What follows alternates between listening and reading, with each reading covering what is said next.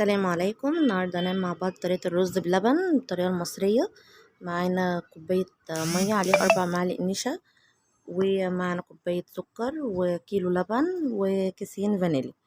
دي الطريقة المصرية العادية اللي كل بيت مصري بيعملها، ايه مفيهاش في اي افتكاسة يعني. هنا كده جبت كوباية رز وحطيتها تتسلق على النار، وهنا اتسلقت ونزلت عليها بكوباية النشا، قلبتها كويس ونزلت بيها. برضو بتحطي كمية اللبن اللي معاكي، ده كان كيلو لبن. ابتديت انزل بيه على الرز ولحد يعني ما كل اللبن حطيته كده، وابتديت ان انا اقلبه. بس بعد كده بقى برضو بتحطي كمية السكر المناسبة، انت بتحطي على حسب ما انت السكر اللي انت حباه، يعني مفيش حاجة معينة. كده نزلت كوباية السكر، وهبتدي انزل بالفانيليا، بحط كيسين. هنا حطيت كده الفانيليا زي ما انتوا شايفين، وابتدي بقى اقلبها لحد ما تغلي معايا.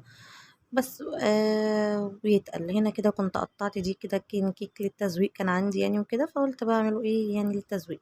ابتديت انزل بالرز بلبن. بصوا بقى كان تقيل معايا وبقى شكله تحفة جدا.